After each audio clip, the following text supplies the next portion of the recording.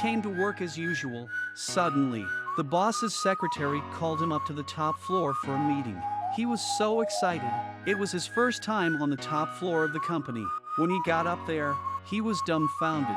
The executives were congratulating Dick on becoming the company's vice president. As soon as he became a big boss, Dick went on a shopping spree.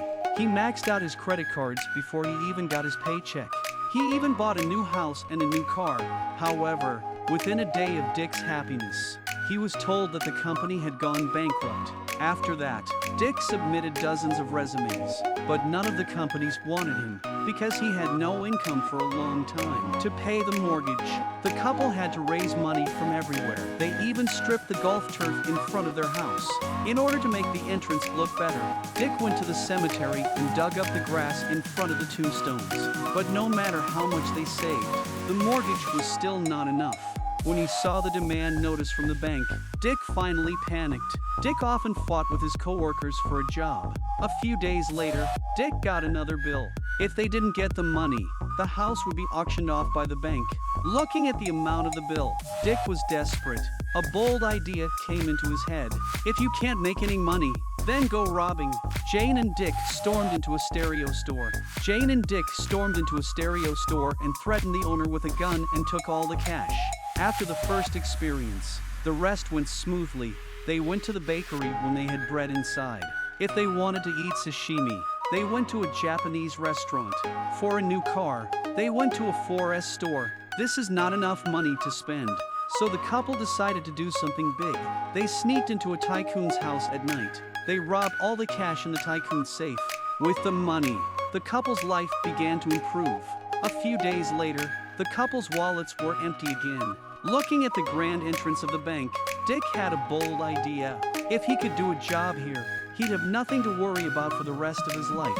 With Jane's cooperation, Dick stole the door. Dick successfully got a box of dollars. However, when the couple was about to celebrate, Dick saw on TV the robber who robbed the bank during the day was actually his own colleague. In the evening, Dick met the former finance manager of the company in the hotel.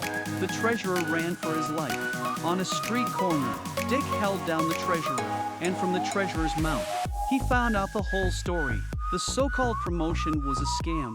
The company went bankrupt a long time ago, and the boss was looking for someone to take the blame. So he promoted the staff and ran away. Dick found out the boss's whereabouts from the finance department. He knew that the boss would go to a bank in 2 days to withdraw $400 million of bearer bonds. As long as they can change the account number under the bonds for him, the proceeds of the bonds would go into his name. Even if the boss finds out later, he has no right to amend the creditors. The boss was about to sign the bill when he realized the account number was wrong. When he looked up, he saw the 2 men outside the door. The boss realized that Dick must be behind this.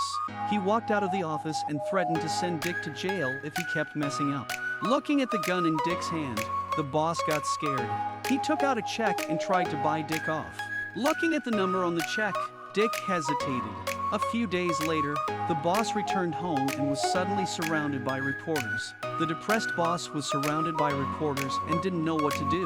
When he found out that he had donated $400 million, the boss was dumbfounded. It turned out that Dick had another idea after he got the check. He also wanted to forge his boss's signature and withdraw the $400 million in the form of pension compensation. He withdrew the $400 million and gave it to his colleagues who lost their jobs. At the end of the story, Dick held Jane's hand and they lived a good life.